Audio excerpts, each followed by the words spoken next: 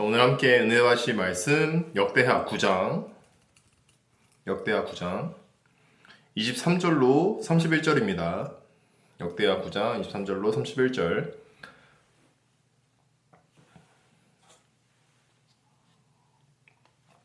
제가 봉독해 드리겠습니다. 하나님의 말씀을 들으십시오. 천하의 열 왕이 하나님께서 솔로몬의 마음에 주신 지혜를 들으며 그의 얼굴을 보기 원하여 각기 예물을 가지고 왔으니 곧 은그릇과 금그릇과 의복과 갑옷과 향품과 말과 노새라. 해마다 정한 수가 있었더라. 솔로몬의 병거 매는 말의 외양간은 4천이요 마병은 12,000명이라.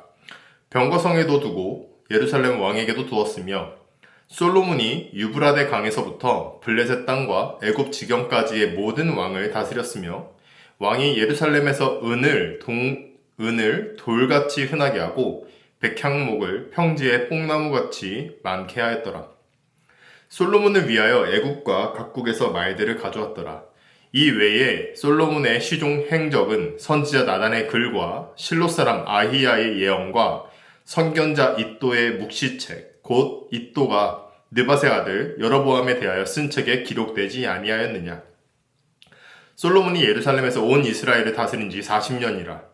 솔로몬이 그의 조상들과 함께 잠에 그의 아버지 다윗의 성에 장사되고 그의 아들 르호보암이 대신하여 왕이 되니라. 아멘. 하나님의 말씀입니다.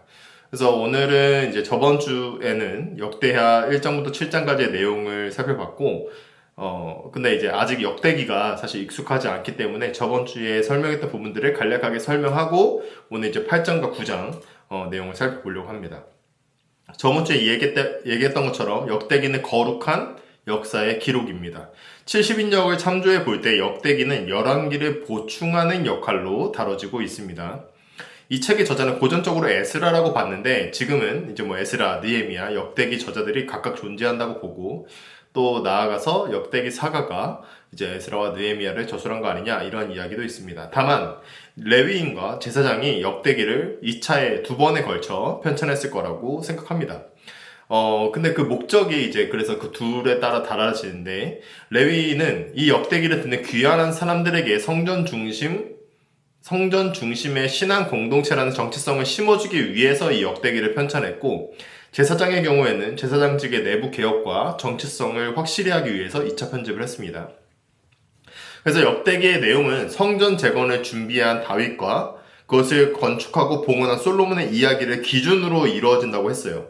역대상 11장부터 역대하 9장까지가 이들의 이야기고 이 전까지는 다윗의 역사 그리고 이 이후에는 솔로몬 이후의 역사를 다룹니다. 오늘 본문이 속한 역대하는 세 부분으로 나눠져 있습니다. 저번 주에는 1장부터 7장까지 살펴봤는데 오늘 볼 8장, 9장까지 해서 솔로몬에 대한 이야기고요. 그 다음에 10장부터 28장까지는 이제 분열왕국에 대한 이야기고 그 다음 29장부터 마지막까지는 단일왕국 이야기로 나눠집니다. 저번 주에 이야기했던 것처럼 역대기는 포르비언 공동체가 이제 성전을 재건하는 데 있어서 동기부여를 하려고 하는 1차적 목적이 있다고 했잖아요. 그래서 오늘날 성전은 어떤 의미가 있을지 한번 생각해 봤는데 저희 자라나는 교회를 포함해서 이런 개교회들은 각각 과거와 미래의 지평 속에서 이해된다고 했습니다.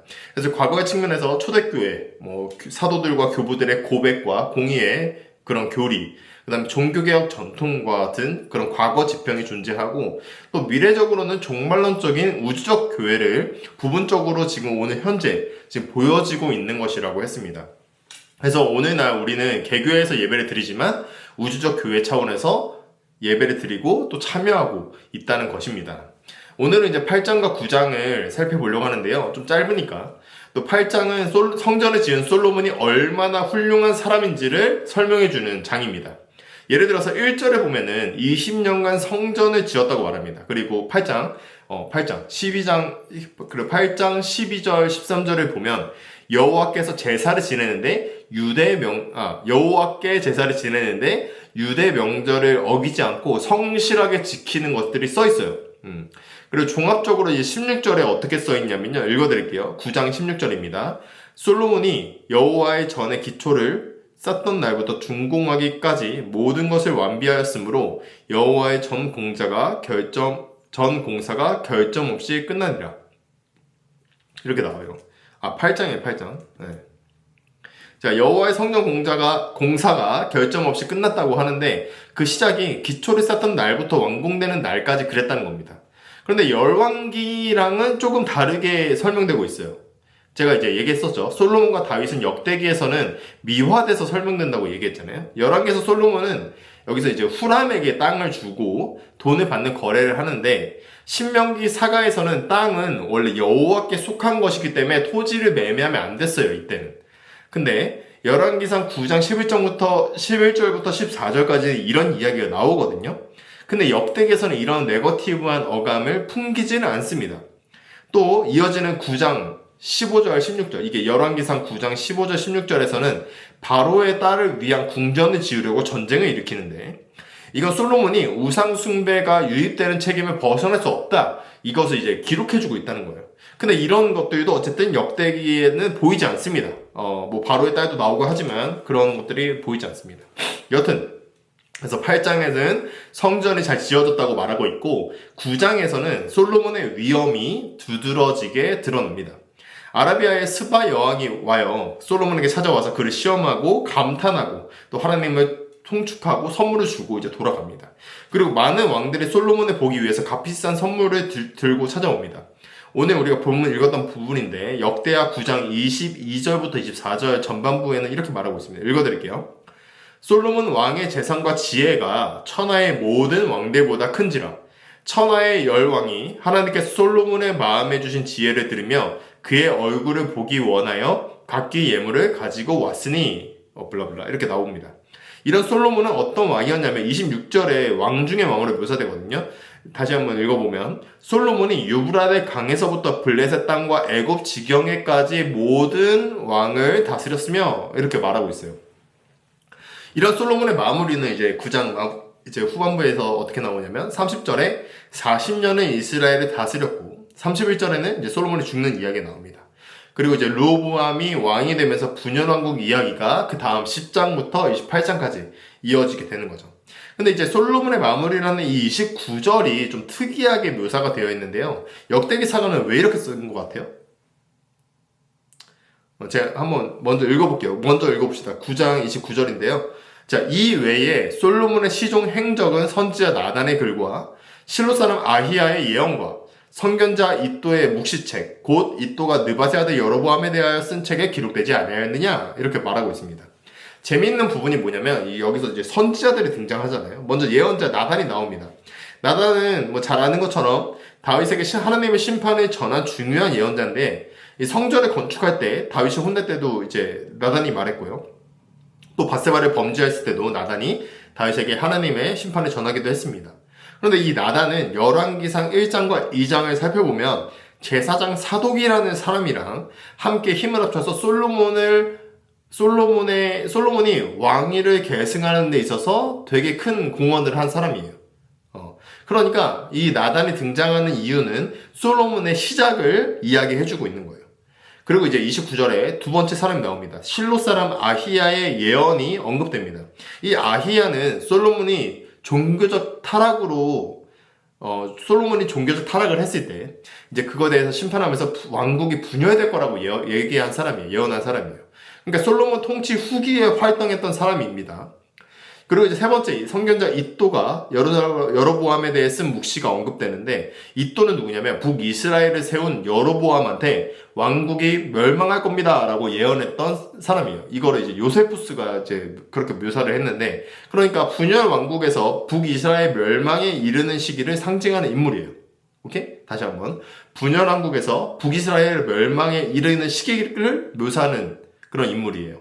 그러니까 29절은 뭐냐면, 솔로몬의 시작, 솔로몬이 즉위할 때부터 그의 생애와 분열왕국 시대, 그리고 북이스라엘의 멸망에 이르는 시기를 통칭해서 중요 예언자들을 인용해서 지금 솔로몬을 마무리하고 있는 거예요.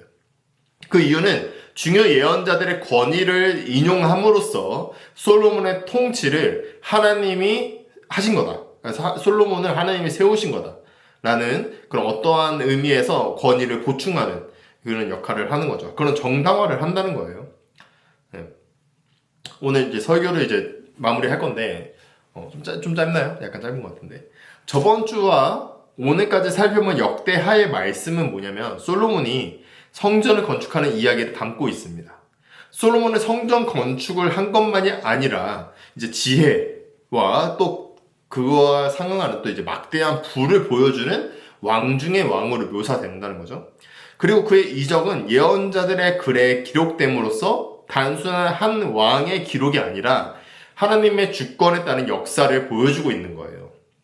그래서 솔로몬이 가진 지혜와 부도 하나님께서 주신 것이고 솔로몬의 영광과 높아짐은 하나님의 말씀 안에서 다시 평가가 되는 거예요. 결국 솔로몬처럼 우리도 하나님 앞에서 우리가 가진 것들, 우리가 소유한 것들을 평가받게 될 것입니다. 우리는 그것을 잠깐 맡은 청지기이기 때문이에요. 그래서 지혜자는 전도서에서 모든 것이 헛되다고 말하며 결과적으로는 청년의 때에 너의 창조주를 기억하라 이렇게 전도서 12장 1절에서 말하고 있습니다. 전도서는 그리고 12장에서 이렇게 마무리가 됩니다. 제가 12장 13절과 14절을 읽어드리겠습니다. 일의 결국을 다 들었으니 하나님을 경외하고 그의 명령들을 지킬지어다. 이것이 모든 사람의 본분이니라. 하나님은 모든 행위와 모든 은밀한 일을 선악간에 심판하시리라. 그러므로 우리도 우리 삶의 유한함을 기억하고 다시금 자신을 돌아보고 하나님 앞에서 우상시된 것을 치우고 다시금 하나님의 성전을 재건할 수 있기를 바랍니다. 솔로몬이 재건했던 성전의 터는 다윗이 이제 모리아산에 있던 타작마당을 산 그곳이잖아요. 우리가 새로 지을 성전의 터는 어딜까요? 바로 그리스도입니다. 그래서 바울은 고린도전서 3장에서 이렇게 말합니다. 3장 9절부터 11절입니다. 우리는 하나님의 동역자들이요 너희는 하나님의 밭이요 하나님의 집이니라. 내게 주신 하나님의 은혜를 따라 내가 지혜로운 건축자와 같이 터를 닦아두매 다른 이가 그 위에 세우나 그러나 각각 어떻게 그 위에 세울까를 조심할지니라. 이 닦아둔 것 외에 능히 다른 터를 닦아둘 자가 없으니 이 터는 곧 예수 그리스도라. 아멘. 이렇게 나옵니다. 그래서 우리가 잘못 세운 우상들과 건물들을 치우고 그리스도의 터에 다시금 성전을 재건할 수 있기를 축복합니다. 기도하겠습니다.